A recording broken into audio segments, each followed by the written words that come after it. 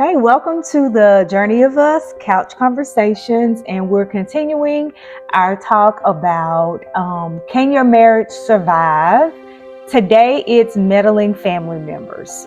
Yes. So I think that it's important to understand that, family dynamics are different.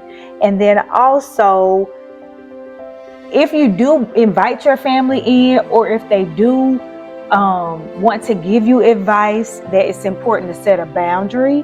And then in those boundaries, make sure that you let them know what they can and can't do. And then you set a boundary for yourself on what you will and won't share, because it can come back later to be an issue. What do you think? Well, more so on the other end, where I feel as if personally I wouldn't do it. I understand that some people do those type of things, and let me just say it this way: when I say I wouldn't do it, I'm talking about more of the personal things. I'm not going to let my family or anyone else into our marriage and let them know of the inner workings, the difficult times, and all of that. I'm more than willing to listen to their advice from a general perspective. If I give them a hypothetical, they can give me advice on what they would have done on this particular type of situation. However, I'm not going to let them know anything that we're going through together, because I feel as if you're my wife, those are things that we deal with, and if we feel as if we need to go to them for certain things, they're going to have to be very selective things, because we have to also know what family member to go to, because everybody is not fit to give advice.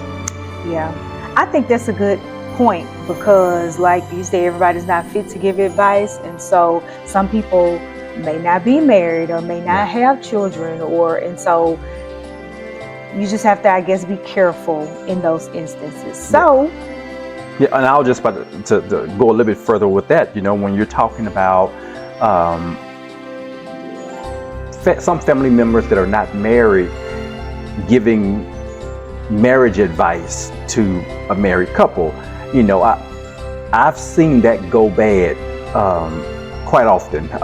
We've never had to necessarily experience that.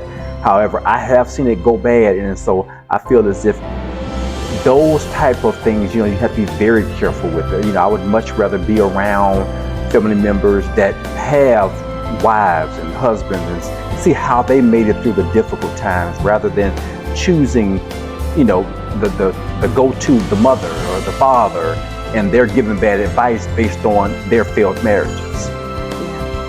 Okay, so we've talked about our perspective and experiences. Let us know what you think about, can a marriage survive meddling family members? So we'll see y'all next time.